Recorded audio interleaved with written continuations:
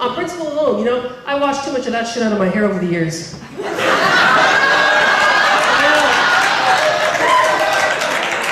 Oh, you people in the back are trying to pretend like you have it too. Come on, you know you've done it. You know it.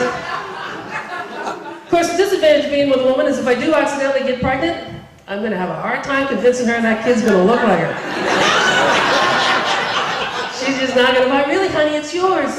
It was immaculate conception. It just won't work. Now, you know, I have a lot of pet peeves in the world. One of my big pet peeves is stupid people. Anybody else? Of course, you have to say yes, because if not, we're all going to think you're one of the stupid people.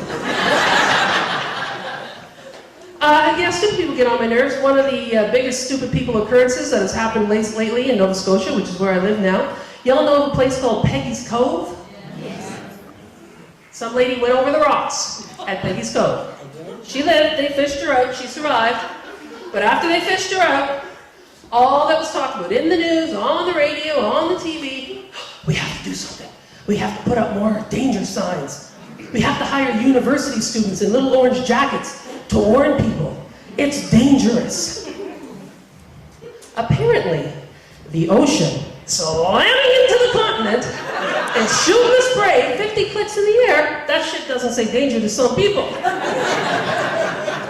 And it's not like it's never happened before. I mean, people have been going over the edge there ever since, ever since white folks have been here.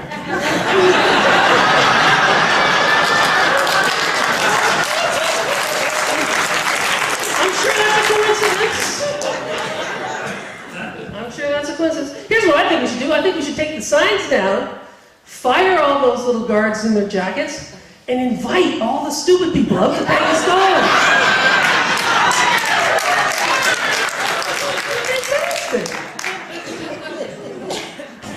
I know there's a lot of stupid people that work at the bank.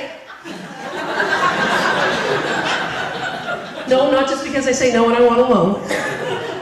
Because when I go through the drive-through bank machine, I see Braille on the buttons. You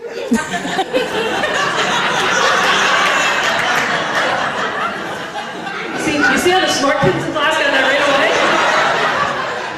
There'll be 4 of you at 2 o'clock in the morning sitting up going, oh fuck, the blind don't drive.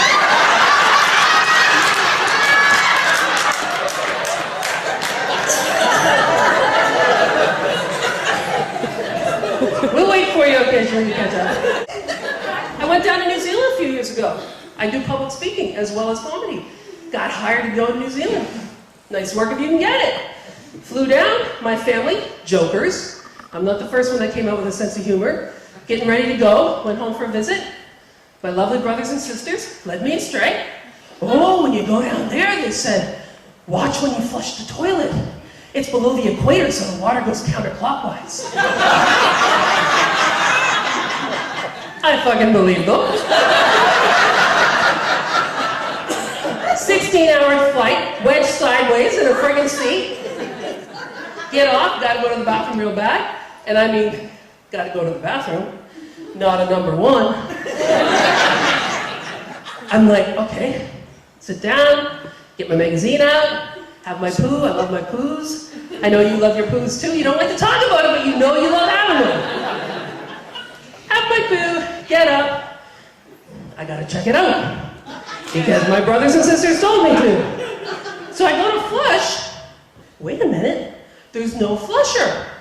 There's 2 buttons.